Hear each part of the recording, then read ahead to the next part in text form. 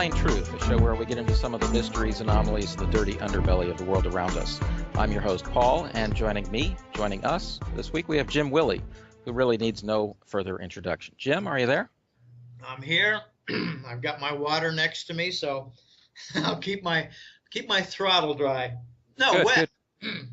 Wet. Well, you're in Central America. Some of those places are awfully wet. But anyway, thanks for coming. We appreciate it. And I guess before we get into too many things, we might want to mention your website, the Golden Jackass, and anything you've been up to lately. Any reports of note? Anything you want to mention? Well, there are 20 things. What I've noticed in the last couple of weeks, and this is special. I had kind of a task with a couple of colleagues of mine. We have a group of about 9 or 10 of us, and we trade information, we trade opinions, we provide ourselves with what does this mean? Before I go public with an analysis, I like to check with my gang, and it's not a staff. They don't get paid. They're just a bunch of smart people who've developed with me a lot of trust, so we try to keep it an inner sanctum of sorts. Anyway, what seems to be happening now is 30 enormously important events, all in the last few weeks. I think we got acceleration on the systemic breakdown globally. These are all huge events. Dare I ask what stands out, that for our listeners, what might stand out? Well, I could just rattle off some. OPEC decided not to raise. I'm sorry, wait a minute, not to cut production. All right, so the Saudis are killing OPEC, their competition. China and India are working out for big barter deals. Deutsche Bank has stopped physical gold trading. There's a $250 rise in the gold market on Wednesday. I think it was a probe, a test. Before COMEX is killed. India removed restrictions on gold imports. Shale and oil gas sector in the United States is about to collapse from high-yield junk bonds. Putin announced Russia is doing swimmingly. By the way, in Russian ruble terms, the oil price has not changed one bit. Putin has oil and gas companies that are signing contracts. Turkey has worked out a deal with Russia where they're not going to use the dollar. Turkey has some huge energy projects. Italy and France are on their deathbed. Unemployment's going through the roof. Debt over GDP ratio out of sight. The Swiss referendums put at risk the entire Swiss reserves and central banking system. The Japanese are having a snap election where I think they're going to dump Abe. I hope they do. He's nothing but a U.S. tool. U.S. bond yields are collapsing. JGB, Japanese government bond, 2-year is now sporting a negative yield. The Ukraine gold is all gone. The Dutch have secretly announced that they've got some gold back, or so we're told. The French now want their gold back. These are repatriation issues. The gold forward rate has turned negative. Gold's in backwardation. German businesses want the sanctions removed. U.S. trade treaties are going nowhere, like the TPP, Trans-Pacific, and the European joke. They're both nothing but corporate patent and power grabs. China has signed an APEC deal. Large oil companies in the United States have cut their capex, cut their dividends, cut their share buybacks. In the U.S., auto loans and student loans are now the new subprimes, are all going to go bust. Other than that, things are going well. Yeah, and notice that Ebola and ISIS are really exiting the news. Did Ebola even exist? It sure does. No, I'm just kidding. But I mean, there are hundreds of thousands of people who die of strange diseases in Africa, and all of a sudden we've got to send military troops there, just kind of makes you wonder. Well, I can tell you a couple of angles of that. The Sierra Leone laboratory that fabricated the extra powerful, more communicable disease, Ebola, new and improved Ebola virus that the Atlanta Center for Disease Control has a patent on, The Sierra Leone laboratory is run by George Soros and Bill Gates of Microsoft. These two are trying to get elevated in their Mason rank among the Satanists. Well, you know, we're sending troops because the Red Cross workers are getting killed in Liberia, Sierra Leone. What's another neighboring country? I don't have them all at the tip of my tongue. I'm not sure Ghana, but there's another one in there. Niger, I think. I'm not sure. But anyway, the Red Cross workers are getting killed by the natives because the natives are realizing the only ones made sick are the only ones who are sick were made sick by the vaccine. So they're killing the Red Cross workers, and now U.S. military is going in there. By the way, the U.S. military that's going in there is getting themselves a special vaccine. So when they return to the United States, will they be delivering more? That's a good question, but you know, Bill Gates' mother was on the board of the Red Cross, as I recall. So, and his father was the head of Planned Parenthood, which of course is the modern, you know, eugenics crowd. So it's all in the family, is what I'm saying. It's nothing new for those guys. Yeah. And let's close it off by saying Obama just exerted executive powers for, what was it, free pardons for all the treason in the executive branch. Now, he cannot pardon himself, but he can set up things where all of his monkeys that work for him, the tools, they can all be pardoned. And I don't know if he can pardon Biden while he's still sitting. But these guys are working. The Obama administration is working feverishly to reduce the criminal penalties of treason so that it's, you know, kind of like, well, he stole $1,000. You know, what's the big deal? He's a traitor. What's the big deal?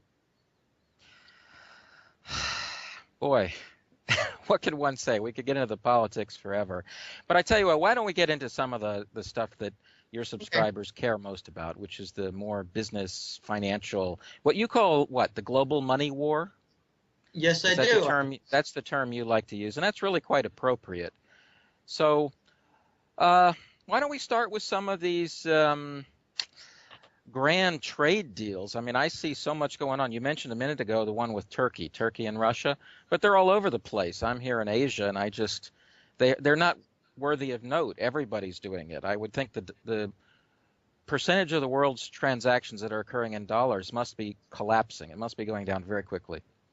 Well, it probably is. And the funny part is that it's nowhere near zero. About 10 years ago, I'm just going to take some numbers off the top of my head. I don't think these are exactly right, but 10 years ago, something like 72% of all global trade was in dollars. The euro was up there, the British pound was up there. And now in the dollar percentage of global trade, I think it's something on the order of 38, 37, 35%. So it's still up there. Just look at it this way. The U.S. and Canada and the U.S. and Western Europe and the U.S. and Britain, we're still doing dollar trade. So, you know, that has not changed. I agree with you. Asia is doing a tremendous amount of trade and a tremendous amount of projects and large deals. But the West is not. The West is making deals like, okay, NSA will be infiltrating in your system and you're going to have to deal with it. Okay, the government says, fine, thanks for keeping us safe. The U.S. comes in and says, we've got some arms that we want you to buy, and we have some missiles we want to put in place. So these are the U.S. activities, while the East, Asia, is doing free trade zone activity, yuan swap facility activity, customs union activity, large energy deal activity. The list is very long, and I cover it in my hat trick letter, a lot of the more important deals. We have deals now between Russia and South America for supplying food. The Brazil-Argentine deal was just struck where they made an agreement not to use dollars in any bilateral trade, and the Mercosur, which is kind of a trade pact for South American nations, it's going to follow the Brazilian model. So before long, like in another year or so, there may not be any bilateral trade between South American nations that's in the dollar. It begs the question, in a few years, what trade will be in the dollar except for Western Europe, England, and North America? Not England, but Great Britain and North America. I don't know. I mean, we have an RMB, a Chinese yuan center. We're going to have to start defining things pretty soon because the Chinese have set up an RMB hub in Toronto and in Vancouver. And my understanding, and I might not be right, but it's probably close, an RMB center is a bond issuance center in yuan currency, like say McDonald's or some mining company in Canada. It is issued in the Chinese currency. And the other function is large-scale currency translation between the yuan and a lot of other currencies. There was just a news article, a news announcement made by the Los Angeles city government that they're opening up a yuan center right across the street from, I think, one of their big banks, ICBC Bank, what's that? International Commerce and Banking Corporation? I don't know. I get confused on so many Chinese acronyms. So we got Chinese hubs or RMB pillboxes, whatever you want to call them, 3 of them in North America. And I didn't expect that there would be one in the United States. I think we might see one pretty soon in Chase Manhattan's bank headquarters in South Manhattan because the Americans don't own it anymore. Yeah, well, that's such a total irony. Maybe the World Trade Towers can be bought by them, the Twin Towers.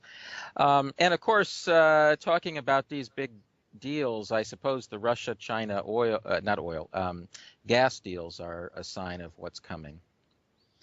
Yeah, and it's hard to even wrap your arms around it because the scope is so big.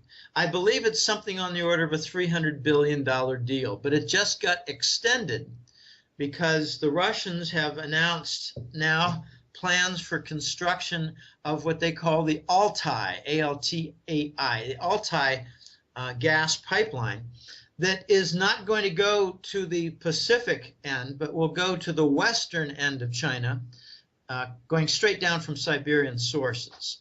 And that's, I don't know exactly. It's another, let's say, $60–80 billion in the next 2 decades or more. These are not dollar-based trade plans. They're dollar-based construction plans. And here's what I mean by that. When it comes to the actual construction, the Chinese are going to pitch in treasury dollars, treasury bonds. So a lot of the work will be done dumping U.S. currency. And the Russians are really, they're not desperate, but they're urgently seeking more cash flow, especially on the investment side. And that's why they're cutting so many deals. The sanctions are really forcing Russia into making a lot of different deals and pacts and customs arrangements and whatever, because it's going to increase their cash flow when the flow from Europe is not exactly drying up, but is sharply reduced. So the construction side of the Holy Grail energy deal with China and Russia is going to be financed by dumping treasury bonds, which has a name, indirect exchange. And I had the first pleasure of learning a lot about that when British Petroleum sold their stake of TPP, British Petroleum in Russia, a subsidiary. They sold it to Rosneft. And the Russians announced that they were going to pay something like $50 or $52 billion for the British Petroleum stake. And we reasoned, okay, the Russians are going to pay for it with treasury bonds. So they're going to dump treasury bonds to pay for the British stake in a Russian firm, an energy firm. This is really getting out of control. The Fed is going to have to continue soaking up these dumped treasury bonds because the deals everywhere in the world are involving the US dollar in the form of treasury bonds as the currency for the acquisitions. All right, so the construction side of the Holy Grail deal is going to be largely done with US dollars. But when the sale comes, and, you know, like 3 or 4 years down the road or whatever, China takes a huge amount of natural gas and they have to pay for it. Well, they're not going to be using dollars unless the Chinese have more treasury bonds to dump. But down the road, it's pretty well understood. The Russian-Chinese transactions are going to be in RMB, which is, it's catching on as an acronym. It stands for renminbi. It means in Chinese, people's money. It is an equivalent, exactly the same as Chinese yuan currency. So we're going to see a lot more trade. And the Russians, by the way, they told the Europeans, we're not using dollars anymore. You got a sanction slapped against us and our banks and oligarchs and companies. Well, okay, you want to play that game? Well, we can play it too. All your European purchases of the Russian energy, both oil and gas, which is enormous, very significant, it will be done in ruble, yuan, RMB, and in euros. So China, go ahead. Jim, there's an angle to this. Some people say, and I don't know if you're sure on this, but some people say that once these pipelines are finished, it will allow Russia to divert a massive amount of the gas that's currently going to Europe into the Chinese market or Central Asian market. If that's true, then that would change the current balance of power. The balance of power is that Russia can't turn off the gas to Europe, without taking a huge hit. Russia's not going to turn off the gas. No, I don't think they will. But you see, my point, though, is that if they have 2 customers instead of 1, it raises your power immensely. Well, I think they're going to have 2 instead of 1, exactly, and they're not going to lose Europe. The United States is. How so? How do you think that'll happen? I like to point out Germany. And before we get into any Dutch issue of repatriation of gold, I'd like to tell the German grand jury indictment charges. First of all, Germany has already agreed, already made pacts, already made progress. They're going to join the Eurasian trade zone. They're going to adopt the BRICS gold and silver-backed currency. They're going to align with Russia and China.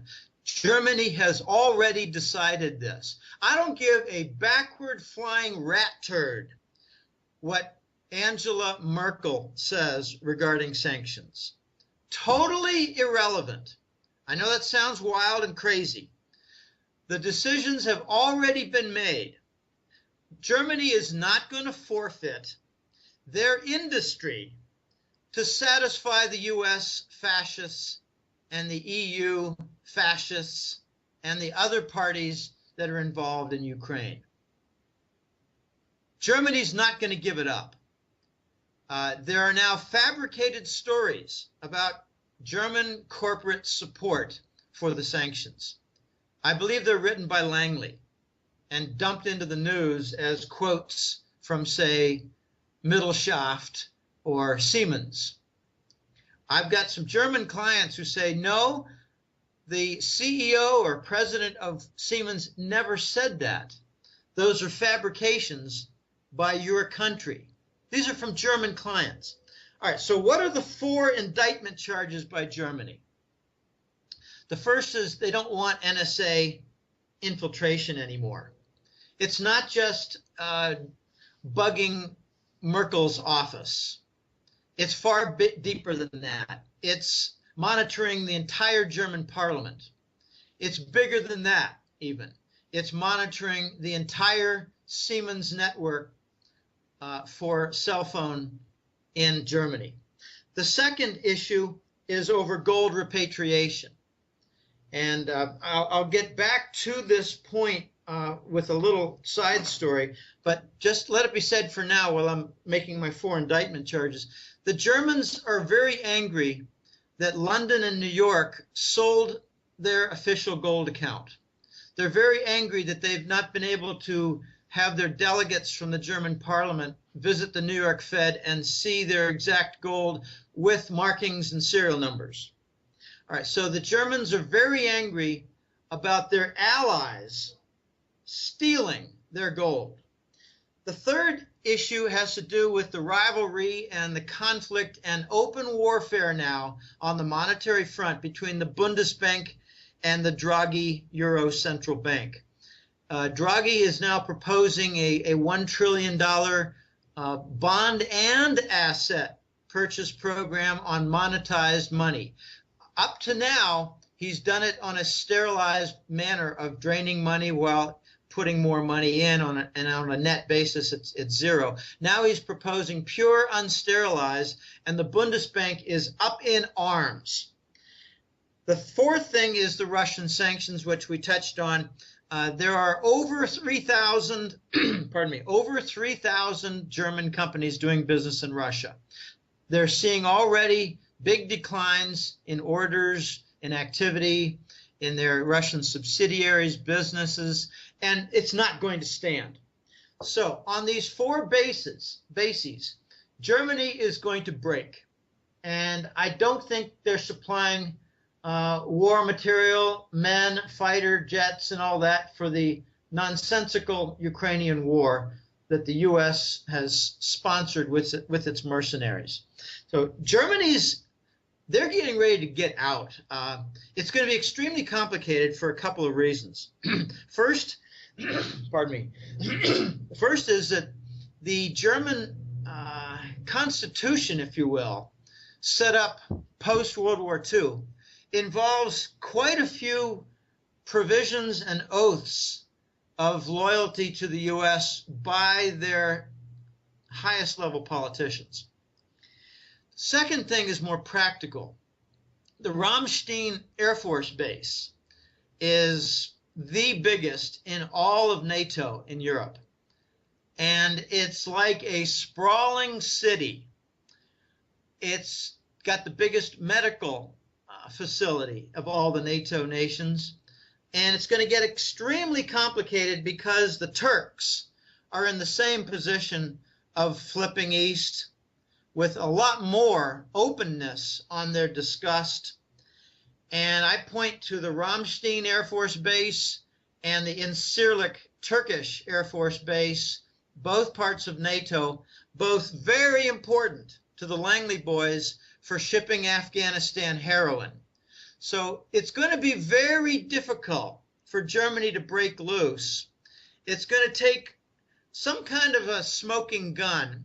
And I don't know for sure, but I believe it's going to have to do with all four major points that I just made: NSA, gold, the Euro Central Bank, and the Russian sanctions.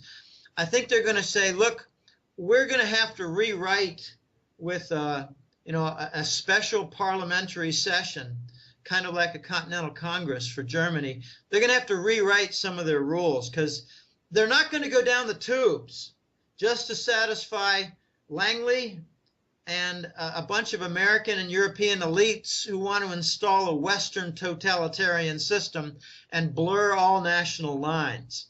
And this is kind of what the European, I think it's called the TPIP, Trade Pact.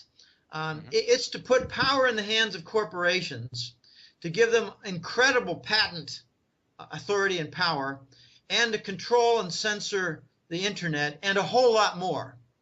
And I don't think Germany is going to want to liquidate their national lines any more than they already have. The Dutch and the Germans are making provisions right now for going back to the Guilder and the Deutschmark right now. And here's my quick side story, Paul Plain. We all know about the 2011 gold repatriation request. Okay, that was 3 years ago. But I got some information that was filled in for my benefit a few months ago by The Voice, who's a tremendous source of gold and banking information. Why did the Germans ask for their gold to be repatriated in the first place?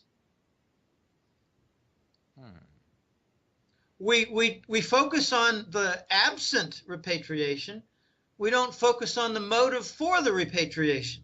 What happened? Well, two things. The U.S. got wind, the U.S. government, Department of Treasury, they got wind that Germany was working rather, not feverishly, but vigorously toward a return to the Deutschmark, which they wanted to have gold-backed. And in my work in 2009, I called it the gold-backed Nordic euro, and the Dutch, Austrians, and the Finland, would go along with it. So in other words, Central Europe would depart the European Monetary Union and dump the euro currency. All right, so the U.S. got wind of that, and it got antagonistic between Berlin and Washington. The second thing I think is much more of a smoking gun, ugly feature, and that was the U.S. government with its State Department shared with Berlin their plan. Remember, this is mid-2011. Their plan, they shared with Germany and the highest levels of the German government, their plan long-term for Ukraine of scorched earth, of cutting off the gas lines, of removing Russian interdependence with the European economy and its entire union. And the Germans said to Washington, "Are you out of your minds?" And they said, "We want our gold back, you idiots." Well, in that scenario, do you think Merkel will last? Is she? Where is she? Who is she? Which side is she on here? Well, most American observers don't realize she comes from East German Stasi, which is their equivalent of CIA. So when yes, but Jim, her father came from West Germany, and I think she was on he was on a Marshall Fund kind of, you know what I mean, got a CIA feeling to it. So you know what I mean. In other words, she could well be in a double agent family, is what I'm saying. I know what you're saying, and I don't have much more information about her identity and background, but she has some closer links to Putin when Putin was in charge of the KGB. So she might be kind of a Trojan horse for the German bankers who are aligned with the London and Wall Street bankers. She might be working much more than we realize toward the BRICS gold currency and toward the Eurasian trade zone unification, formulation, construction than we realize. I have heard that she's already let the powers that be in Germany know that she's going to resign. She's already been told, "You must go." And I ask questions like when, who told her this? And all I ever hear is, well, the powerful German industrialists. And there are lots of conglomerates there. There are lots of very powerful companies. The Germans are not going to say, okay, we're going to take an 8% hit to our economy just because the U.S. wants us to cut off Russia. They're not going to do that. And as for timing, I don't really know, but The Voice has got some contacts in Germany, and I've got a contact in Germany that he kind of handed to me back in 2008. And from what I'm hearing, Merkel is really just, she's temporarily sitting in office, just occupying a post for the benefit of being a mouthpiece for the German and Western bankers. And Deutsche Bank, why? Okay, I have just a different way of looking at some things. Notice that Deutsche Bank is on the hot seat. Well, they've been on the hot seat for a while. They announced that they were getting rid of their London fix for the gold seat. It's well known that they're involved in the LIBOR price rigging. They're up to their ears in gold market fixing. They're all over the place when it comes to the big Western bank criminality. I've been told that Deutsche Bank is going to be split into 6 or 7 separate companies. 6 or 7 separate companies. My theory is this: when the breakup of Deutsche Bank comes, Merkel goes. Wow. That's pretty dramatic. Jim, just in the last couple of days, the major German media have started giving her a seriously hard time or doing things that tell you something's up, because Der Spiegel had a long article on how things got to where they are in the Ukraine, which was remarkably even-handed.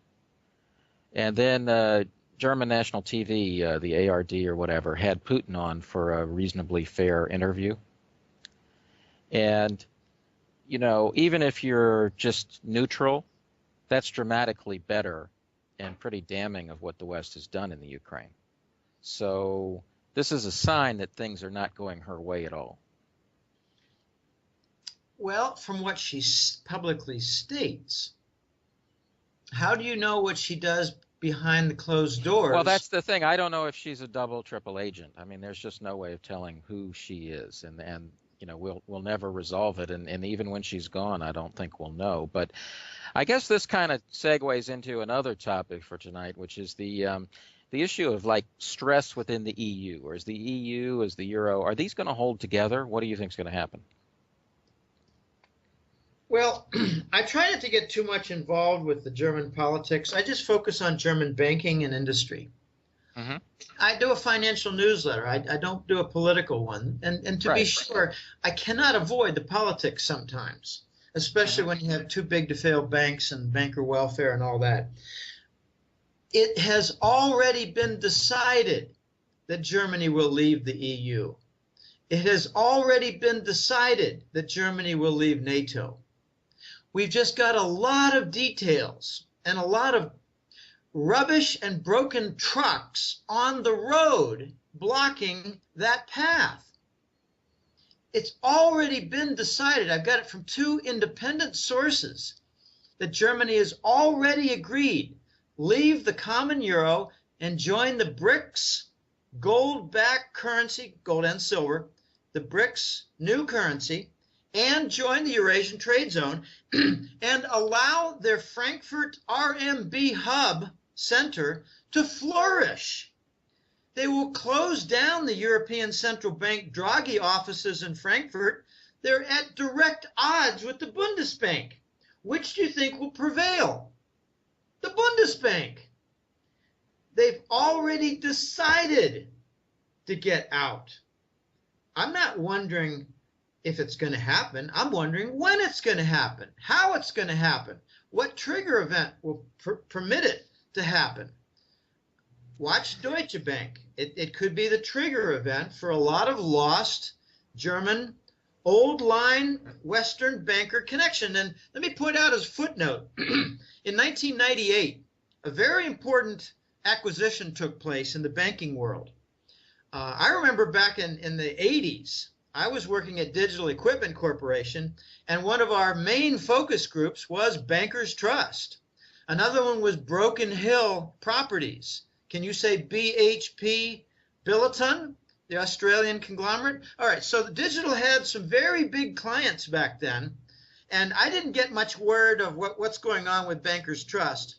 What I heard was that they're involved in a lot of background banking activity, shall we say. And we used to joke around. I say, well, I wonder if they're involved in anything, weird, criminal, or whatever. And I always got shouted down by my manager. No, Jim, really, come on. This is Bankers Trust. They're a prestigious company. They're closely aligned with the central bank. And I said, well, what makes you think that that's good? Anyway, Bankers Trust got sold. It was nicknamed in Wall Street the central bank's bank.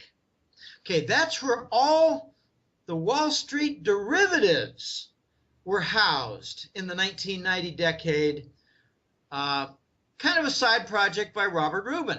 I never say the Clinton administration. I say the Clinton-Rubin administration, because it was Rubin who brought about the 0% leasing for gold as Treasury Secretary. It was Rubin who headed up all the derivative projects which I call the whirling dervish of supposed mass. There's no mass. There's no asset foundation to the U.S. banking system anymore. It's just a bunch of spinning derivatives on computer trades. All right, so Germany bought. The Deutsche Bank bought Bankers Trust. Why? To export the derivatives so they could include all of Europe and get it out of U.S. regulatory oversight. So Deutsche Bank is extremely important. And as it goes and gets broken up, watch to see a lot of things happen in a domino sequence. I don't have it all lined out and arranged. It's very murky because we don't know what's going on. But Deutsche Bank is involved in all of these big rigging cases: LIBOR, gold, Forex. And they're all interrelated. I think Deutsche Bank has just got months to go, and so does Merkel.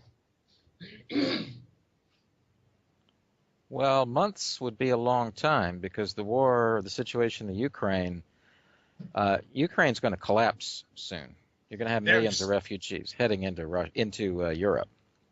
Well, yeah, they're going to head into Hungary and Bulgaria and Romania. You think they're going to make it to Austria? No, I think they're going into Poland first. I hope so. I mean, Poland deserves that. Well, they've been partly behind it, and yes. But I mean, setting aside that, I'm just saying that the mess there is likely to get dramatically worse in, let's say, 2 months. I mean, dramatically. Yes. I have a forecast, Paul. I have a forecast standing right now. It's been in force now for a couple months, that by the end of the year, Ukraine will fall. The regime will fall. And it'll be mostly over a failed harvest. But now I'm hearing it's a lot more than that. It's fuel, it's toilet paper, and it's food. Look, it's going to be so grim, it's not even funny. But the point is that it's got the EU's, fingerprints all over the murder weapon, is what I'm saying. It's not going to be a pretty sight. Exactly. So and from that, though, where does the euro, or for that matter, the ruble, what do you see like the economics playing out? Let's say that your forecast happens. The end of the year, around that time, the Ukraine more or less just collapses into the snow. What are the repercussions? What will happen economically, let's say, coming from Europe? That's a tough question. I can only speculate. I got some ideas on that. I believe that the first victim will be their currency. They're not going to know what to use, and anything they do use will be devaluated into oblivion. So they're going to have some severe inflation problems, which begs the question, are they going to maybe adopt the euro? I mean, if they want to be this problem child for the EU, are they going to be able to use the euro when things get really tough? I don't know. I don't have the answer to that. But they don't have any central bank gold because the United States stole it. 33 tons of gold.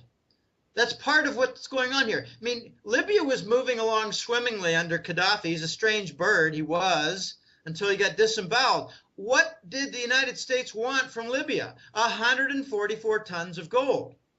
There's a gold angle to Cyprus. It's where the Russians were discharging their treasury bonds and converting to gold bullion. So we made up a story about, insolvent Cyprus banks and a bail-in project. I mean, it's good. It's good to be king, Jim. It's good to be king. They set the rules and they go kill people and steal their gold.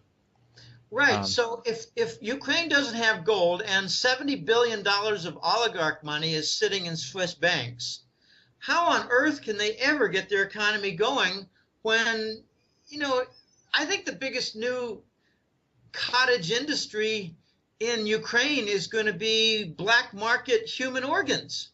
No, that's already a big market there. No, I mean much bigger. They've got, maybe 10, 20, 30,000 dead.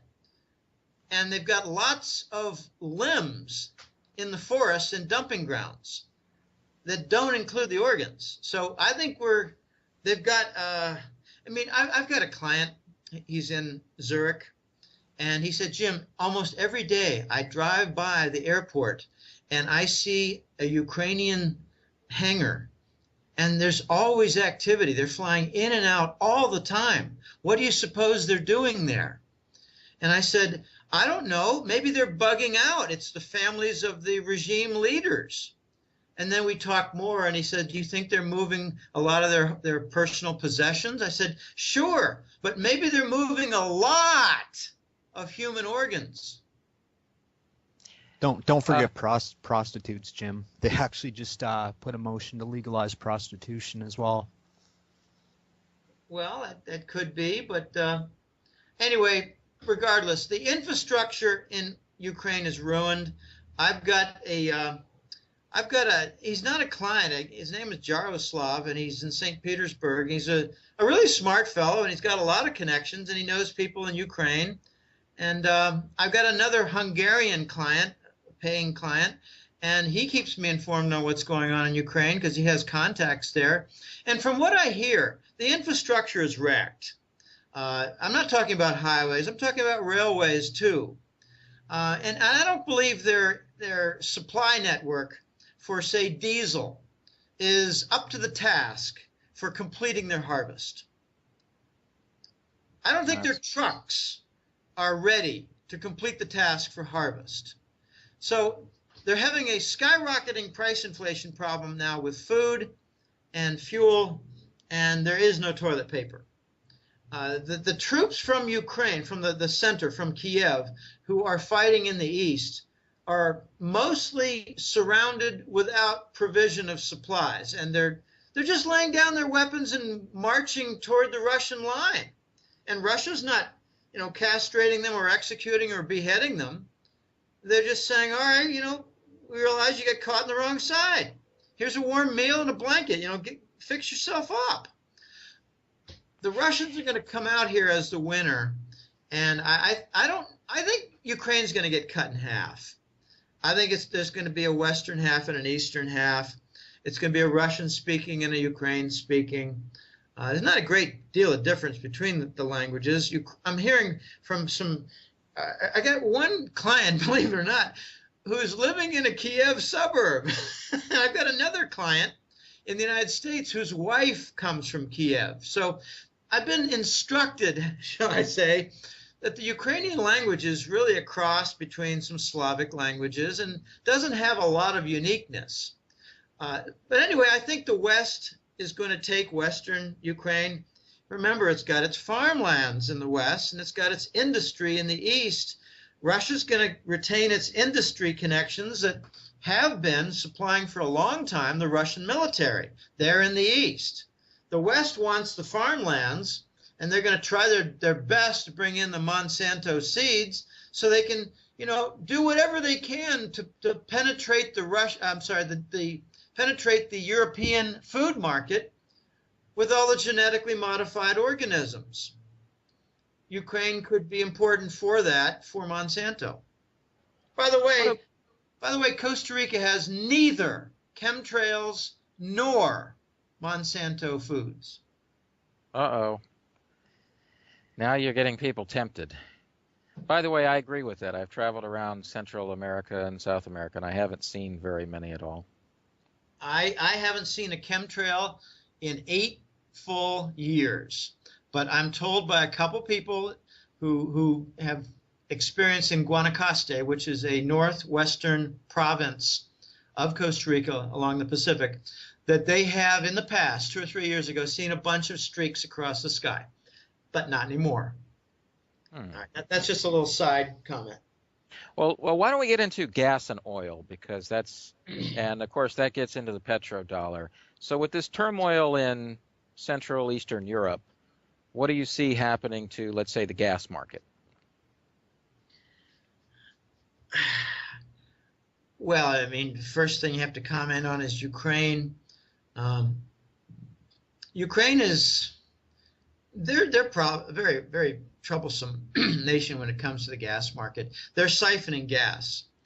One of the issues Russia had. I mean, part of Russia's motivation, they're saying, well, gosh, we're glad someone else brought attention to Ukraine because we have an excuse to cut them off now because they've been siphoning and stealing gas for a decade or two.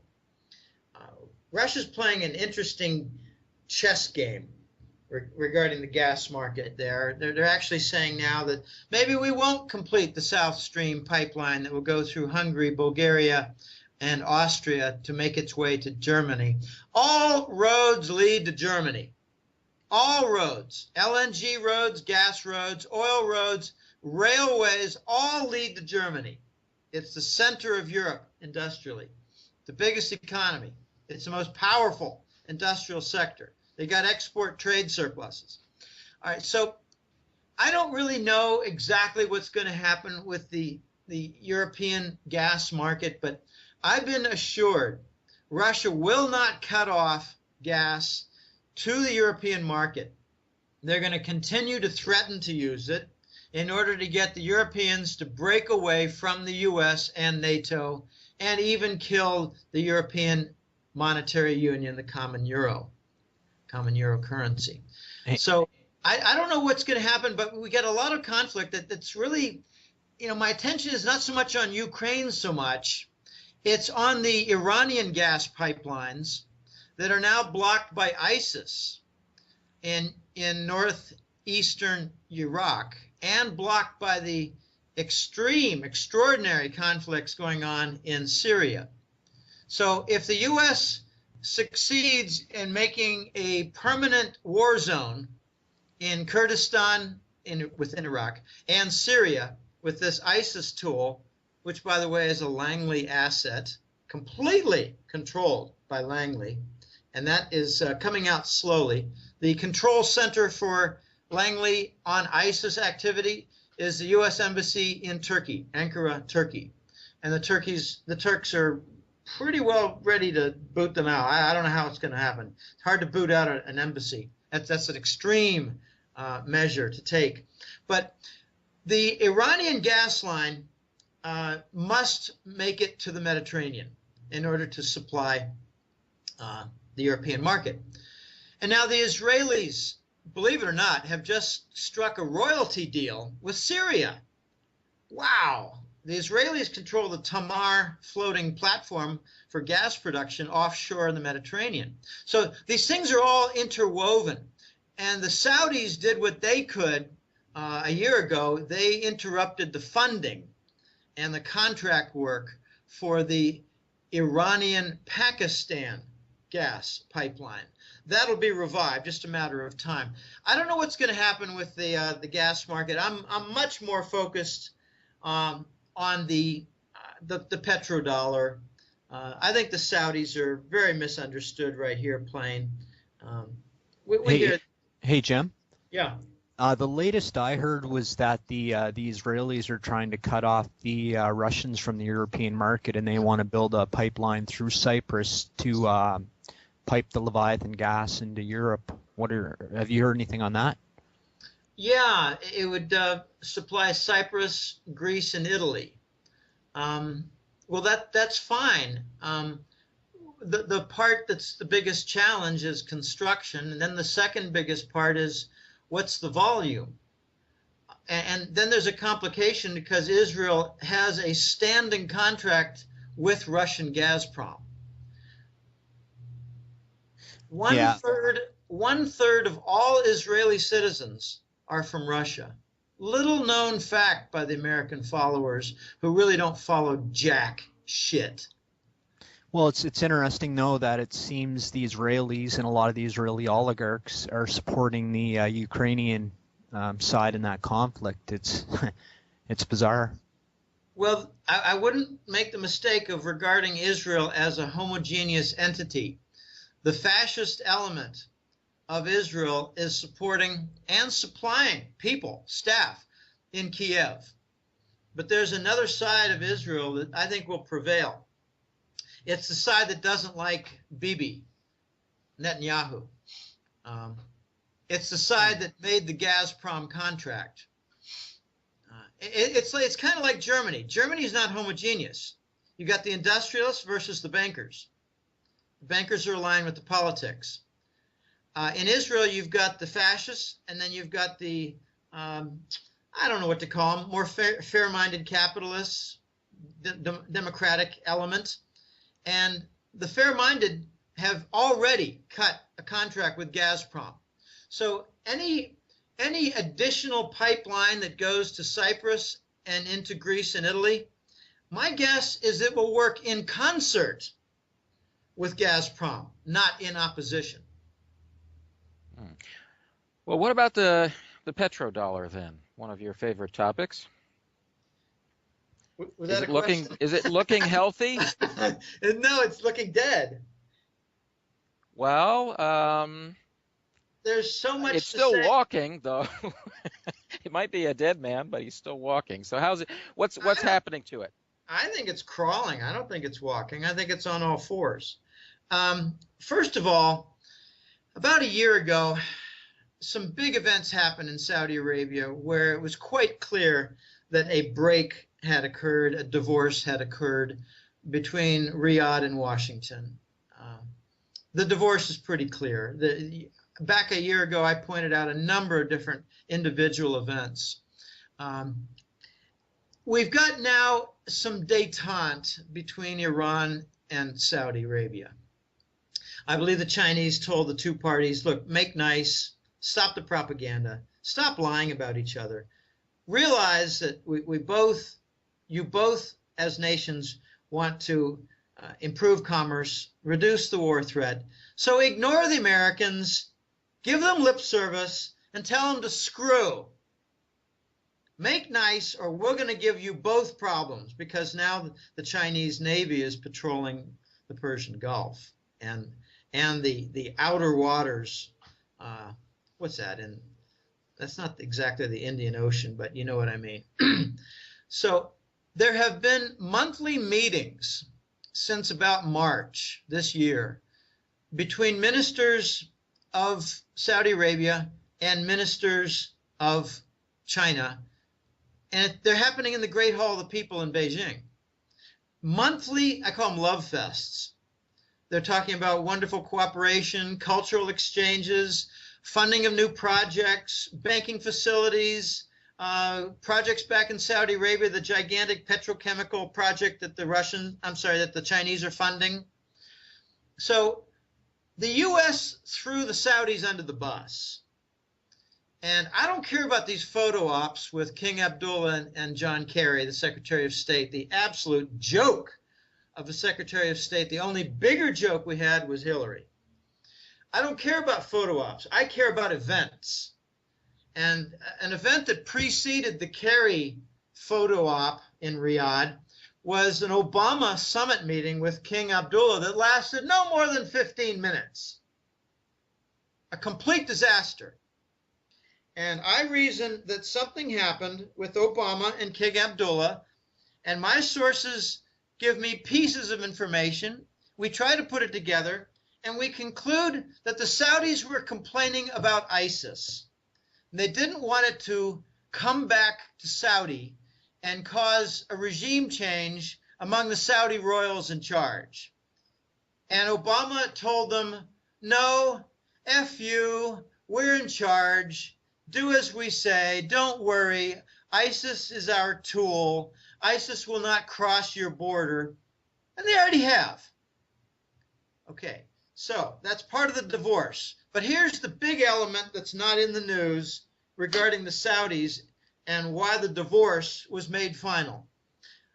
2 years ago, the Saudis caught wind of their gold in the Swiss banks being stolen by London and Washington, New York. Wall Street and London, the bankers.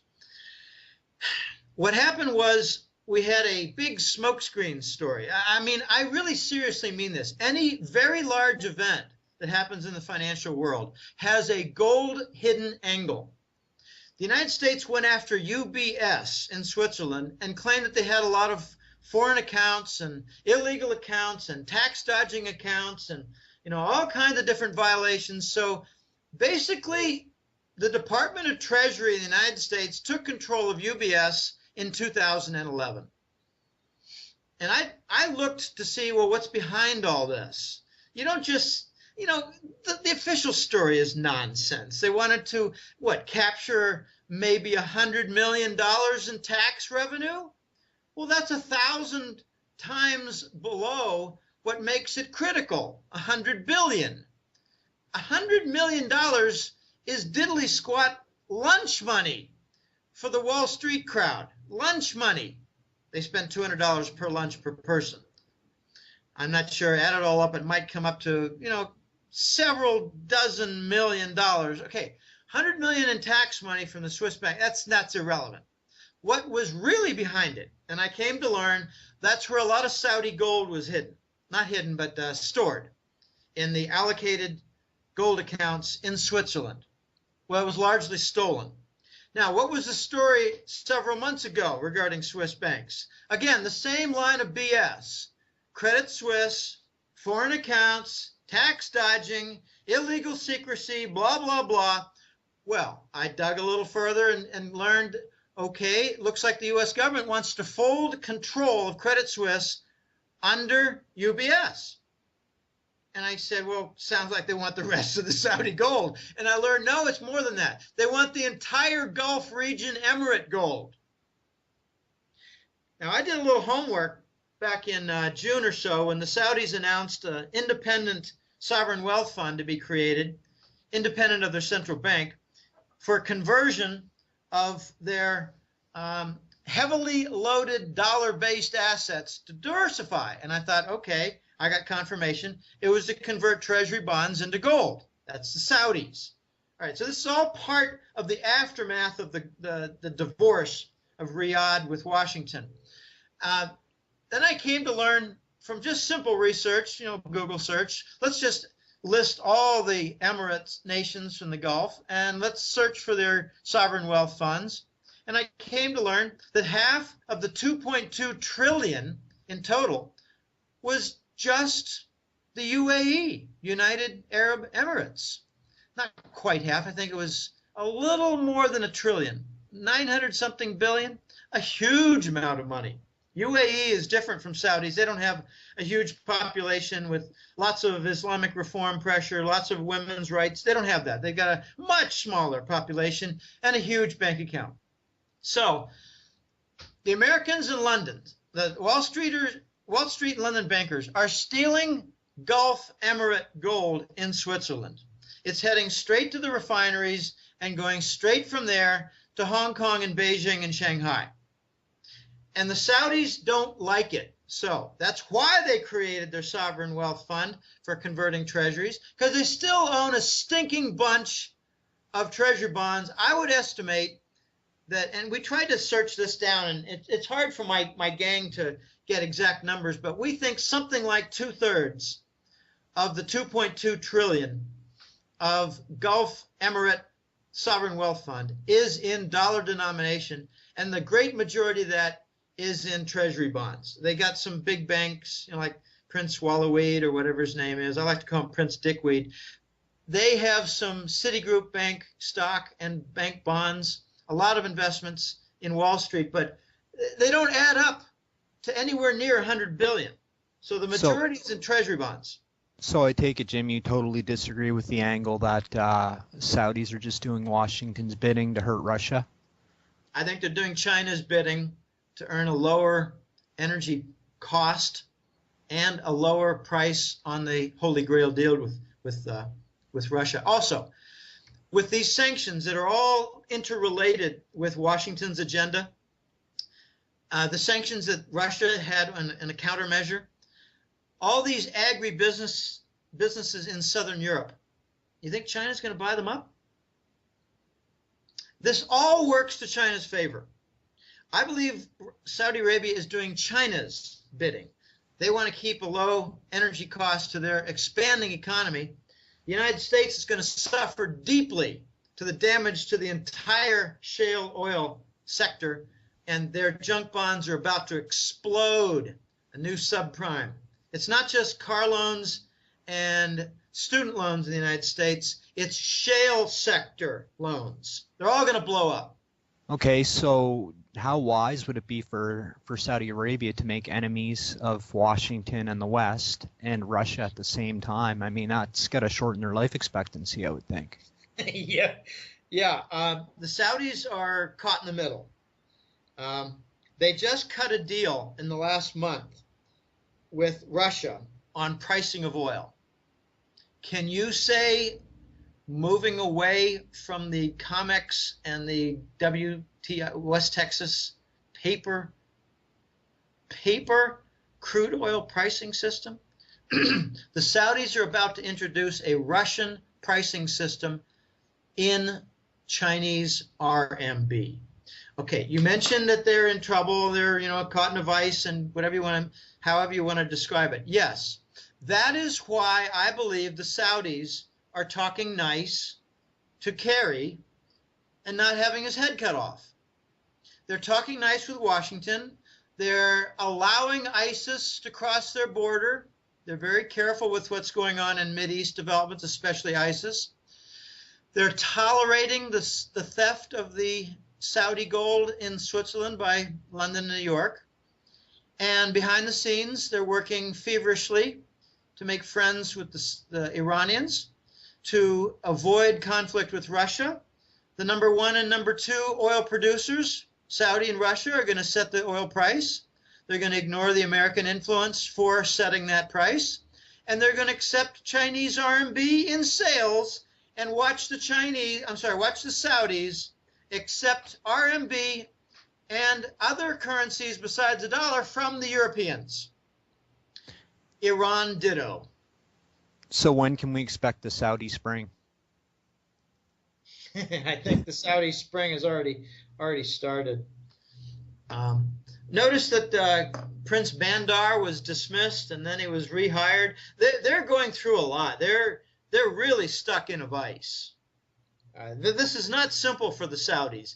They must, without a very strong military and defense system, allow for a transition of the American devils and bring in the Chinese devils. It's not going to be easy. It's quite a tightrope act, isn't it? It is, and they've got to be careful for not getting knocked off. There have been some explosions inside Riyadh, inside Saudi Arabia, in Metro Riyadh. And I reason that those are Langley warnings. Toe the line. So the pressure is building. And ISIS is blamed for the explosions in Riyadh, but I believe it's Langley using ISIS. So Jim, where does Iran fit in? Iran is China and Russia are trying to get Iran and Saudi Arabia to work out their differences, right? Yeah. And so what do you see Iran being up to? Can they get a pipeline to Europe or, to the Mediterranean? Is that impossible? I don't know. I think they've got a greater likelihood of completing the Pakistan pipeline. All they need to do is get the Saudis to get rid of their blockade. It's blockade of funding and contractors. The Saudis are really quite an interesting nation when it comes to petrochemical business. They've got a lot of engineers, and they're Western taught. They bring in Norwegians at times to, ramp up their expertise level. But I think Iran is already in the Chinese and Russia camp, firmly in the camp. They've got quite a lot of nuclear technology contracts with Russia. Ever since the 2012 U.S. government sanctions against Iran, the Russians have been right in their backyard. And I think the Russians are going to do everything they can to make sure that the United Nations gets off Iran's back. And as far as China is concerned, I think they're Iran's biggest oil and gas customer. They've got gigantic investments in the oil and gas businesses, projects, giant projects in Iran. Iran is a large country of 75 million, 3 times the population of Iraq. They've got some problems, to be sure, and the U.S. makes sure that their Iranian rial currency is going to hell in a handbasket, causing price inflation. And the natives are 90% in Iran aligned against the government and mullahs. The Iranian government has their own Swiss accounts. The Iran government mullahs have gigantic Swiss accounts. I don't know in what form they're kept. I can't say, well, they're this percent treasuries and this percent gold and this percent euro bonds. I don't know. For all I know, they're just cash deposits sitting in Swiss banks with no specific investment portfolio strategy. I don't know. But Russia and China are already very firm partners with Iran. And Iran is a huge supplier of crude oil to China, Korea, and Japan, all. And it's not being done in dollars. What else do you think is important in the petrodollar war? Do you think we'll see a collapse in shale production and all that quickly? It's hard to say. It depends a lot on the funding. I don't know how quickly these junk bonds are going to fail. I've said pretty much, I'm looking at some notes recently cobbled together. I don't know that there's a whole lot more for me to say about the petrodollar and the Saudi angle and all that. I do believe that the Saudis are doing something clever. They're using the U.S. cover to try to kill OPEC. I don't think they like OPEC. I think it's outlived its purpose, outlived its usefulness. I'd like to point out Nigeria. And to begin with, there's something called the Mint Nations. I believe the BRICS are trying to court the Mint Nations of Mexico, Indonesia, Nigeria, and Turkey. Notice Nigeria is in there. Nigeria is having a big problem. Their currency is going to hell. It's something like 15-20% decline. It's declining more than the oil price in dollar terms. They're having some severe hot money issues in Nigeria. I mean, they've got their other problem. There's not an honest Joe running around anywhere in their government. They're just a pack of extraordinary criminals. But my point is that Nigeria is about to break down. And when they break down, you're going to start seeing a new phenomenon in OPEC. BRICS are going to court the Mint, four nations, to join. I don't think full membership like the original BRICS nations. But the phenomenon that's going to happen with the OPEC is they're going to discard the dollar for their oil sales. And it might be simultaneous with the Saudis. Iran already did. And then you got this new ISIS oil production. Well, okay. What about other countries being blown up, though, like Boko Haram and all that, all these, explosions in Nigeria or whatever? Do you think that basically the U.S. is going to attack some of these countries, or what? I don't know. Are we running out of countries to attack? Well, we haven't invaded Venezuela yet. I mean, geez. I mean, come on. Are you sure?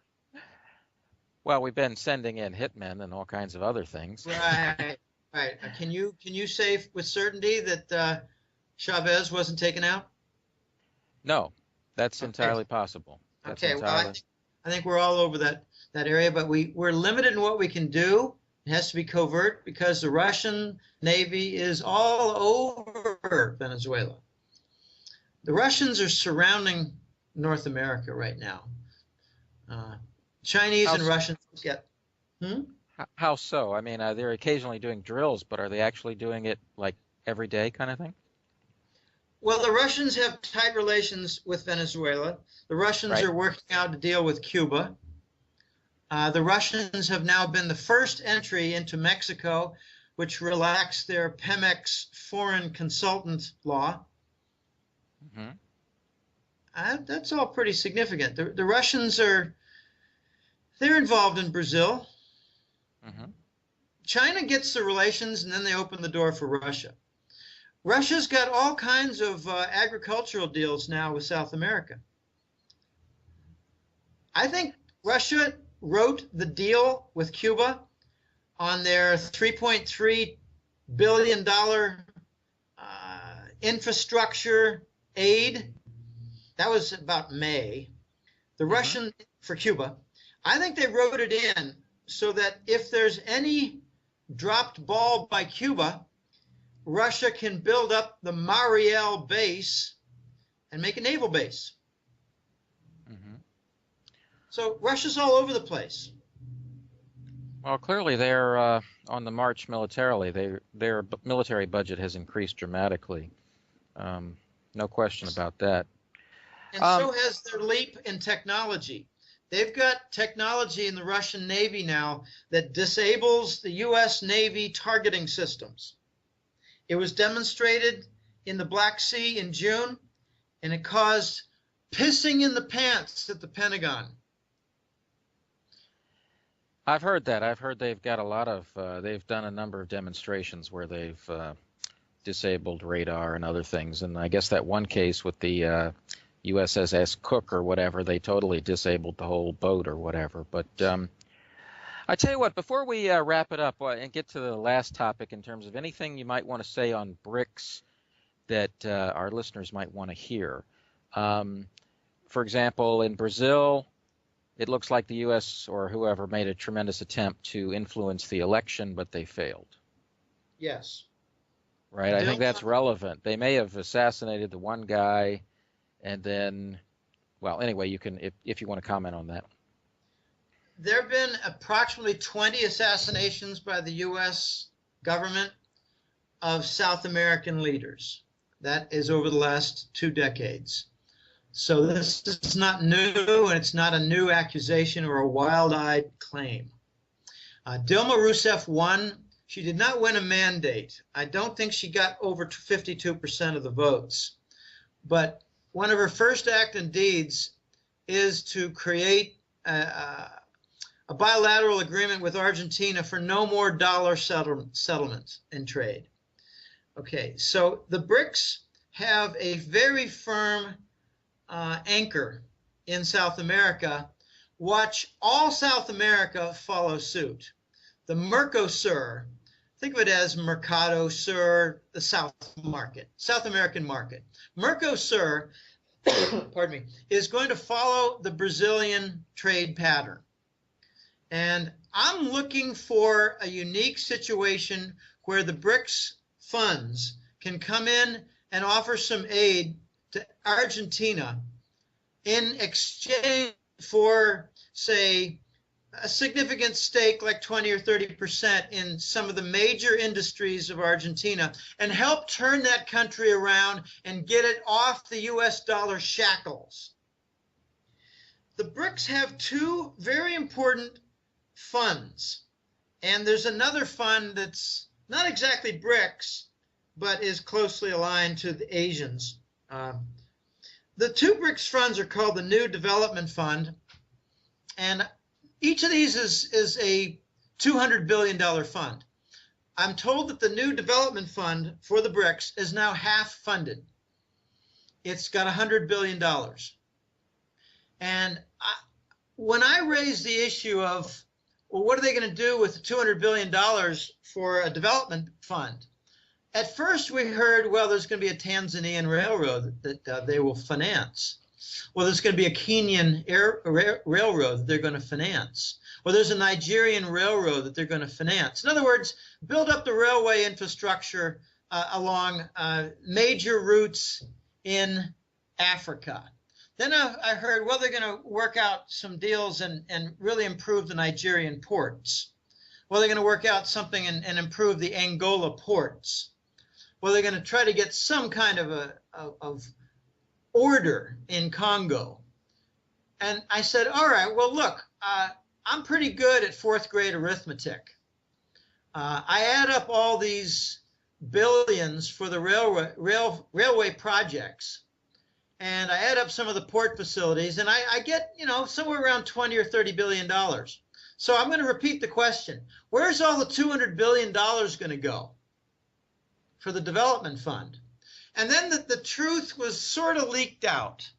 The Voice is a gold broker, and I teased him and said, I'm beginning to believe here, sir, that the development fund for the BRICS is going to start out with a billboard of infrastructure development across the world and emerging markets and other markets that want to get integrated with the Eurasian trade zone and other things, and, you know, just lift up their economic structures and stuff like that. But that's the billboard. The other 80% of that 200 billion is going to go into the BRICS Gold Central Bank. And he said, bingo. So the new development fund is going to have one small part, maybe the cable, fiber optic cable, alternative internet system global. That the NSA can't spy on?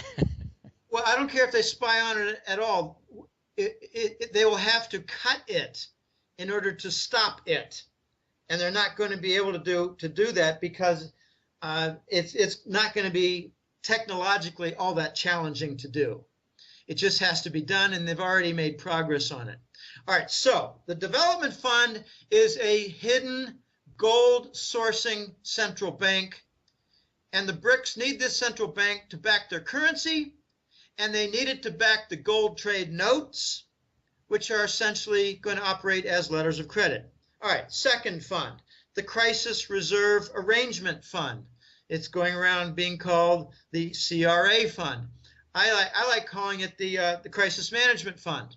If they have a run in one of the BRICS major nations on their sovereign debt, their bonds, or their stock market, or their currency, those are the three big things in finance: bonds, stocks, currency.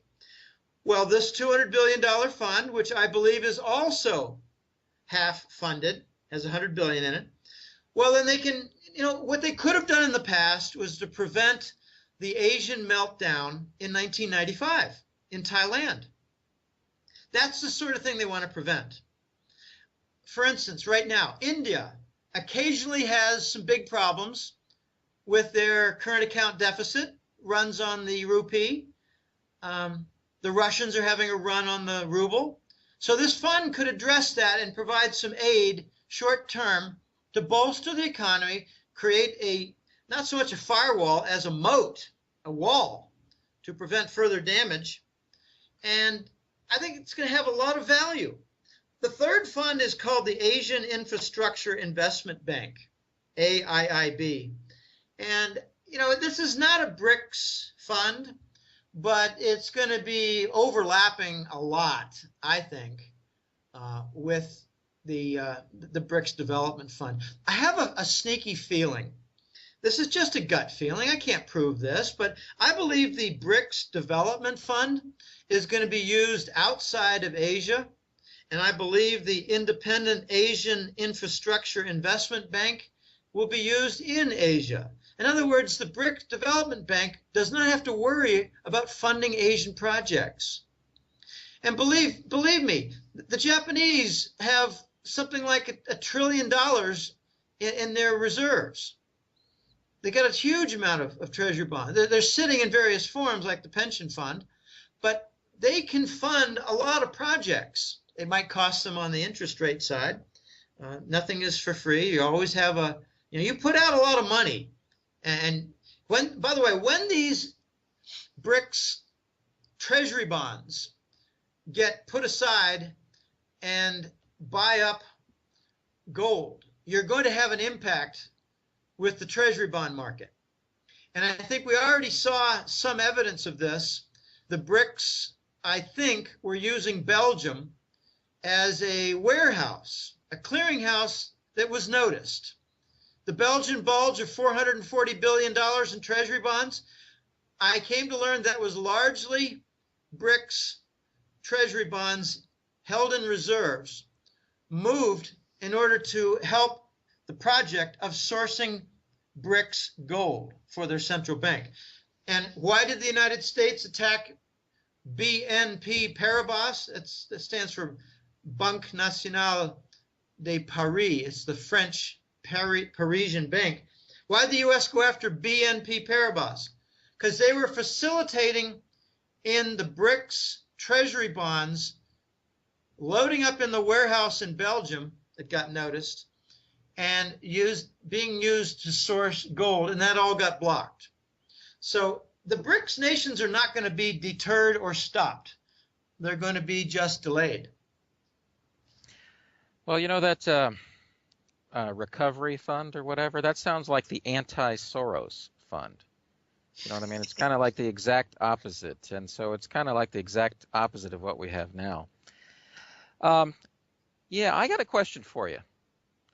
We could wrap it up on this, but in a sense, we're talking about the death of the petrodollar here. Do you really think this can be achieved peacefully? Can we avoid a war out of this? You mean like in... Well, I mean, you know, just historically speaking, number one doesn't like to become number two or three or four, you know? Well, I called it the Global Money War Report in 2008 because I expected war, not only financial war, but hot war. We have war. We had a little war in Libya.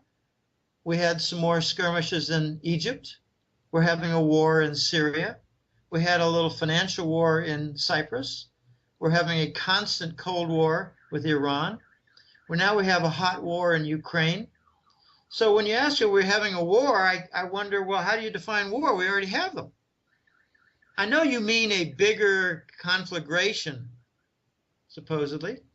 Yes. I don't think we'll have that. I think this gets into a very sensitive area, and I don't want to show my hand, but I don't think nuclear bombs can be used anymore. And You think there's high tech to stop them? I think there are obstructions that I really don't want to discuss much. And it leaves the United States to be forced into conventional war.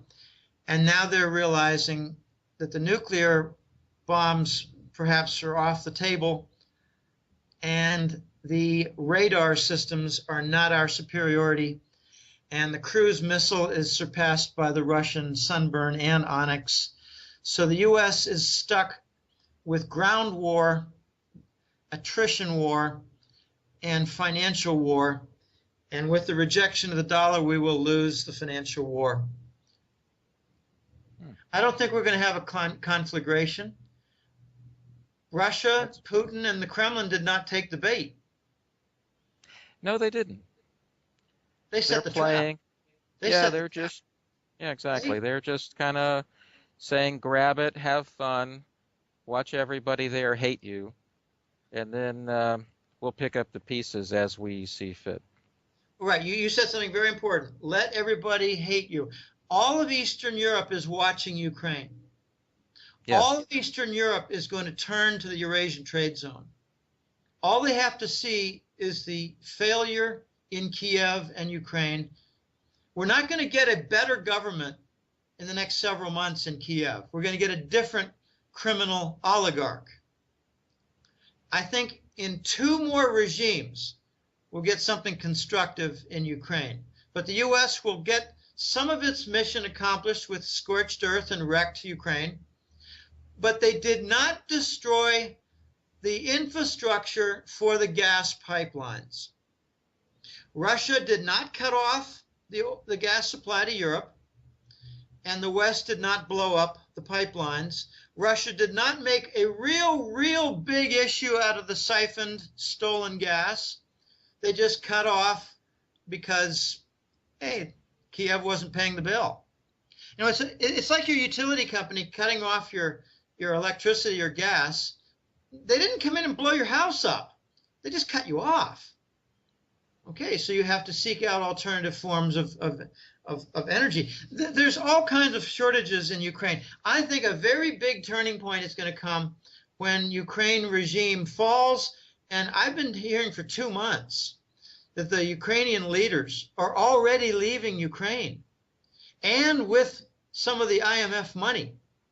And Poroshenko, the president of Ukraine, Yeah. he's got a price on his head. I don't think he's going to make it out of this except feet first in a box. Well, Jim, the other thing is, you know, the way things look there, you've got two major factions. You've got the oligarchy of, people like Poroshenko, but you've also got the radical nationalist Nazi types, and those guys want to get rid of him, and they may. So that's another. They may clean their own house. I agree. But hey, one last thing that. But let me finish. Let me. They're not going to clean. They're going to clean their house, but they're not going to make it in order. It's going to be a different criminal. Well, that's what they got with the original coup d'état. Is a different criminal. By the end of 2015, or maybe in early 16, we might actually get a popular leader with Russian support that is friendly to the Europeans. Let's hope so. They need it. One last thing to end on. I follow the Russian media a lot, and routinely now when Russian leaders, Putin or the foreign minister or somebody go to a country, they give them gifts of Russian cell phones that can't be tapped by the NSA. Yeah. And so you think about that, and I think they're probably giving them out to everybody in Europe. Here, please. Well, I believe that might have some of similar technology that the Russian MiGs and their Air Force have for radar jamming. They've got greater technology in Russia than the United States military. I mean, this is alarming for those who like to wear red, white, and blue jockey shorts. I don't.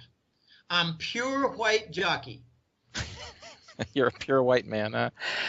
Well, when I think about that, though, Jim, I think there's the other thing. America went wrong and got all bureaucratic and classified everything, and it's all buried away in some R&D situation somewhere, some lab underground in New Mexico, and so the actual military doesn't get to use it. I have a parallel point of view. Mm-hmm. I think the fascists in 1963 killed Kennedy. Mm-hmm. I think the fascists developed a lot of South American connections with other fascist nations. We called it always anti-communists. I think the fascists that killed Kennedy installed Nixon. I think the fascists then ordered Nixon to get off the gold standard. I think the fascists then brought in their king fascist Kissinger to set up the petrodollar, which is basically an oil-backed dollar. And I think the fascists continued their merry way for 20 more years and then did 9/11, stole the gold there, $100 billion worth of gold. Very few Americans even comprehend. World Trade Center was the largest private bank outside the central bank franchise system in the world. It was a bank heist. $100 billion worth of gold, $100 billion worth of bearer bonds, $100 billion worth of diamonds sitting in the world's largest private bank in the world in New York City, World Trade Center. 20 trucks removed the gold. Just like, what's the movie with Bruce Willis, Hard to Kill? Hard to Kill #2. Second in the series where the villain was Jeremy Irons. There's your World Trade Center theft. They stole it from the New York Fed, changed it a little bit. But there's your MO, there's your entire layout. Truck after truck loaded with gold. And they went to where? The Montreal port. I don't know where they went this time. They stole the gold and kept the game going because they were running low on their own Fort Knox gold that they dumped. Then they had the 9/11 World Trade Center gold, and then they worked out a deal to borrow some gold on a big lease deal with the Chinese. So it's time to wake up, American citizens. You're losing your country. You're about to go into the third world. Yeah, Jim, you know that old saying about how socialism eventually runs out of other people's money? Yeah. Right? Well, maybe fascism runs out of other people's money to steal. Well, the fascists have a long history. They attack without mercy their enemies. They just do scorched earth. There's a lot of genocide and a lot of just ruthless actions on the military scene, like civilian murders. Then the fascists turn to their allies, betray them, defraud them. Remember, Western Europe was defrauded. Norwegian pension funds were defrauded. They bought into the subprime mortgage bonds from the United States. Lots of nations were defrauded. Now they're buying into this treasury bond bubble. So the U.S. is running out of nations to plunder, and now they're turning to their allies like Japan and the $1.2 trillion pension fund. It's going to end badly. It's going to end in an East Asian currency war. Then all of East Asia will be lined up with the gold standard and the BRICS nations. That's a point I'd like to close on. Yeah, well, why don't we wrap it up there? That's a good point. I mean, this is not going to have a happy ending. And a lot of people, and as I said, I follow the Russian media a lot of people in high circles there expect a return to a gold-backed system of some sort. There's no alternative, actually, after the crisis we're entering. Well, Russia has 20,000 tons of gold.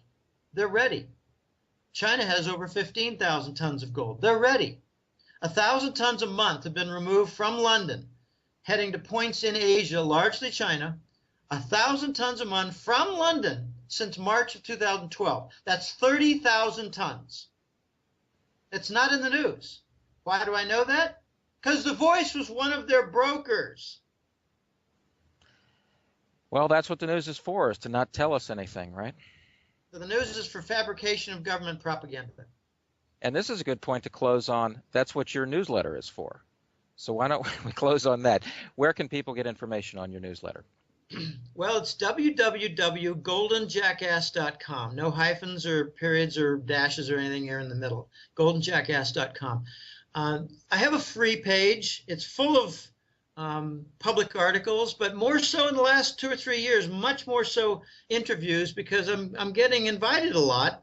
I think they've noticed that I've got 80 to 90% correct forecast record, whereas most economists are running 20 to 30%. So there are a lot of free elements in there of interview links and public articles, but the feature is the hat trick letter. I just had my 10th anniversary in May, so it's really coming quite along nicely. I just had a few months ago the 10,000th order. I can't keep them all. People come and go, but I've still got, it's working on, it's about 2,700 clients. It's significant. I'm very happy with the progress, but the actual hat trick letter consists of 2 reports each month. The Global Money War Report for high-level activity and the Golden Currency Report for ground-level activity. It's a lot of work. It's a labor of love. It drains me sometimes. I meet my friends shortly after posting the second report, and they say, Jim, you look like you're in a little bit of a daze. And I said, I am. But I recover after maybe 48 hours. I'm back to normal, whatever that is. But one of the most indispensable activities for me to get back on my feet properly is to take an afternoon nap. I had a couple naps this week, and I'm back. I've had some interviews this week, and I'm very happy with how they turned out, and I'm glad to be on The Plain Truth. And it's a lot of fun. I love the interviews. They're a whole lot more fun than writing a public article, but they're fun too. They're more of a quiet exercise. Well, in any case, thanks so much for coming, and thanks for all your work, all your research. We do appreciate it. All our listeners appreciate it. So that's it, folks. It's a wrap. See you next week. Take care. Bye-bye.